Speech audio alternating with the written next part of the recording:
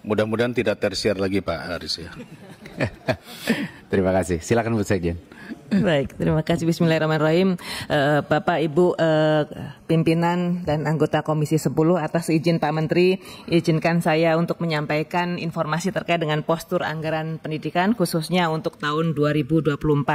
Sebagaimana kita tahu, belanja negara sesuai dengan Perpres nomor 76 tahun 2023 terkait dengan rincian APBN, belanja negara kita adalah sebesar 3.325, di mana 20% diantaranya digunakan untuk anggaran fungsi pendidikan, sehingga anggaran fungsi pendidikan adalah sebesar 665 triliun rupiah. Kemendikbudristek sendiri mengelola sebesar 15% dari anggaran fungsi pendidikan atau sebesar 98,9 triliun rupiah. Proporsi terbesar digunakan untuk transfer daerah, yaitu sebanyak 52%,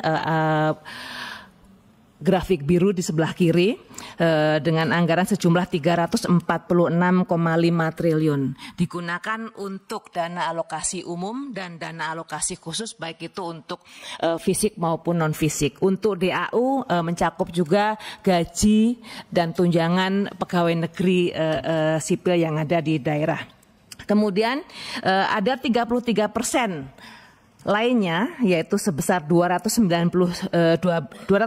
triliun yang tersebar, termasuk diantaranya untuk Kementerian Agama 62,3 triliun, kementerian dan lembaga lainnya 32,8 triliun, dan juga anggaran pendidikan pada belanja non-KL yang dulu disebut BABUN, dan juga anggaran pengeluaran pembiayaan sebesar 77 triliun. Kemudian halaman berikutnya, Kemendikbudristek sendiri tidak memiliki peran dalam pengambilan keputusan terkait dengan alokasi anggaran, halaman 4. Yang di halaman 4. Satu lagi. Sebelumnya. Ya. Karena sesuai dengan PP nomor 17 tahun 2017 yang mempunyai kewenangan untuk perencanaan dan penganggaran adalah Kementerian PPN dan Kementerian Keuangan. Mau halaman 4 berikutnya. Ya. Pada tahun 2022 kami juga sudah menginisiasi revisi PP nomor 48 tahun 2008 menjadi PP 18 tahun 2022 tentang pendanaan pendidikan, di mana dicantumkan di situ diamanatkan bahwa Mendikbudristek bersama Menteri Keuangan dan PPN secara bersama-sama menyetujui pengalokasian anggaran pendidikan, namun memang belum bisa dilaksanakan karena PP nomor 17 tahun 2017 belum bisa dilakukan perubahan. Jadi keseluruhan anggaran fungsi pendidikan yang dikelola oleh Kemendikbudristek hanya sebesar 15% saja. Kemudian berikutnya kami sampaikan bahwa terdapat anggaran pengeluaran pembiayaan yang di warna hijau sebesar halaman 5. Yang warna hijau 12% digunakan untuk salah satunya untuk dana abadi pendidikan sebesar 25 triliun rupiah. Kemudian juga ada belanja pendidikan pada non-KL 47,3 yang warna kuning di bagian kanan bawah. Itu berada di bawah kewenangan pengelolaan Kementerian Keuangan.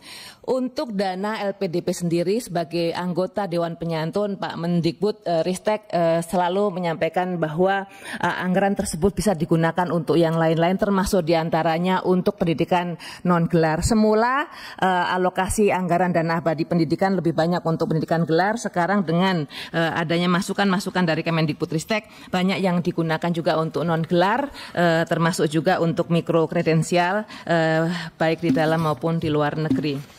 Kemudian kami sampaikan sebagaimana Bapak pimpinan tadi tanyakan, sebenarnya siapa saja yang menggunakan anggaran fungsi pendidikan tersebut di luar dari Kemdikbud, Kemenak dan transfer daerah. Ada 22 kementerian lain yang menggunakan anggaran fungsi pendidikan, tolong halaman 6.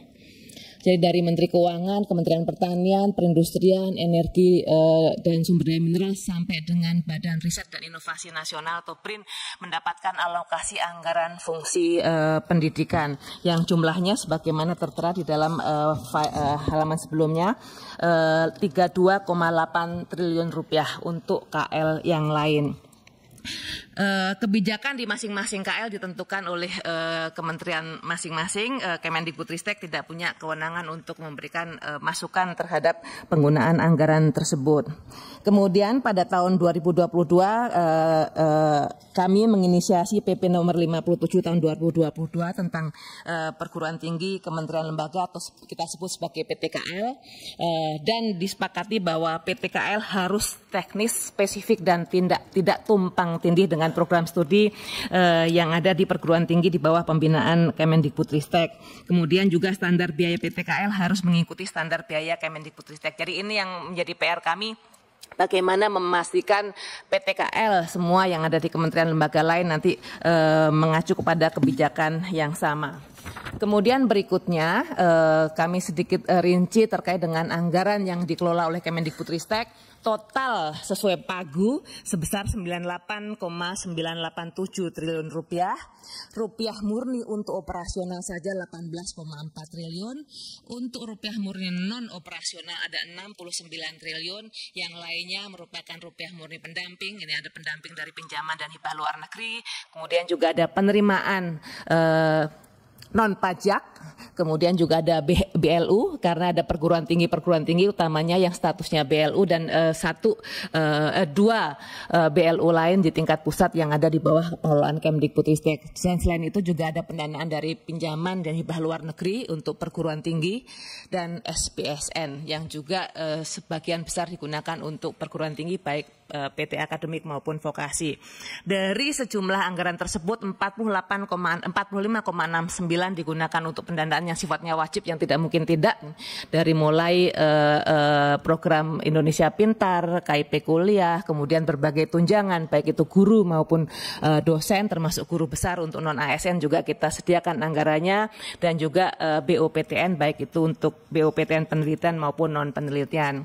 Di samping itu tentu kita juga punya prioritas lain yang membutuhkan anggaran 23,4 triliun di dalamnya, termasuk untuk penguatan pelaksanaan kurikulum merdeka, pelaksanaan asesmen nasional, termasuk program-program kebudayaan, kebahasaan dan sebagainya. Berikutnya. Nah, dari sejumlah dana tersebut dari 98,987 triliun, 56,1 triliun itu digunakan untuk kegiatan-kegiatan di jenjang pendidikan tinggi. Baik itu pendidikan tinggi akademik maupun vokasi, atau sekitar 56,7%.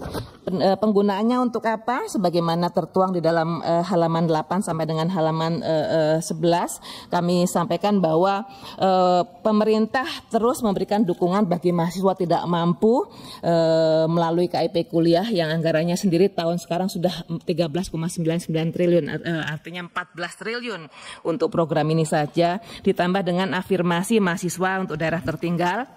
Alokasinya pengelolaan di Kemdikbud, tetapi penggunaan anggaran beasiswa sendiri menggunakan dana abadi pendidikan yang ada di LPDP, tetapi pengelolaan sepenuhnya ada di Kemendikbudristek. Kemudian pemerintah juga memberikan tunjangan tadi yang saya sampaikan untuk dosen dan guru besar non ASN, tentunya juga ASN juga, nanti kami sampaikan detailnya. Kemudian kegiatan terbesar lainnya adalah revitalisasi sarana dan prasarana perguruan tinggi negeri. Pendanaannya mayoritas dari PHLN dan SBSN, sebagian juga sedikit yang dari rupiah murni. Alokasi anggaran untuk revitalisasi sendiri mencapai 7,79 triliun rupiah. Kemudian pemerintah juga terus mendukung upaya peningkatan kualitas pembelajaran melalui kebijakan Kampus Merdeka dan Merdeka Belajar. Ini juga pendanaannya sebagian dibiayai melalui dana abadi pendidikan yang dikelola oleh LPDP. Upaya pengembangan kelembagaan perguruan tinggi juga diberikan prioritas termasuk melalui akreditasi baik yang dilakukan oleh BAN PT maupun oleh lembaga akreditasi mandiri atau LAM PT. Dan untuk mendukung operasional perguruan tinggi disiapkan juga BOPTN baik untuk penelitian maupun non penelitian. Di situ di 2 baris terakhir totalnya 6,5 triliun untuk perguruan tinggi akademik. Berikutnya melalui dana PNBP atau PLU halaman 10 untuk baris ke nomor 13, anggaran tersebut didapatkan dari PNBP dan PLU untuk peningkatan kualitas pembelajaran, penelitian, dan pengabdian masyarakat. Jadi intinya bahwa dana 6,3 triliun untuk kebutuhan tersebut merupakan revenue yang diterima langsung oleh perguruan tinggi. Jadi BLU dananya kita masukkan dan itu digunakan sendiri oleh perguruan tinggi, termasuk di dalamnya yang berasal dari masyarakat. Berikutnya, terkait dengan program-program pendidikan tinggi khususnya untuk vokasi, prinsipnya setara ketika program-program dilaksanakan untuk perguruan tinggi akademik, maka perguruan tinggi vokasi juga mendapatkan perhatian yang sama. Seperti misalnya di situ ditetapkan BOPTN penelitian dan non penelitian juga digunakan untuk perguruan tinggi vokasi, baik itu politeknik maupun akademi komunitas. Kemudian revitalisasi sarana dan prasarana perguruan tinggi juga dilakukan, sama anggarannya juga berasal dari SPSN juga. Kemudian dana kompetitif diberikan untuk mendukung perguruan tinggi vokasi untuk melakukan matching dengan dengan industri. Berikutnya untuk kegiatan dukungan manajemen ini keseluruhan untuk jenjang pendidikan tinggi ada 13,88 triliun rupiah Bapak dan Ibu semuanya untuk melakukan tata kelola perguruan tinggi, termasuk juga di situ gaji operasional perkantoran, termasuk juga gaji untuk dosen ASN yang ada di perguruan tinggi negeri dan juga ada di perguruan tinggi swasta yang diperbantukan yang di dalam pengelolaan LLDikti dari wilayah 1 sampai wilayah 16. Saya rasa itu tambahan informasi dari kami Pak, kami kembalikan ke Pak Menteri.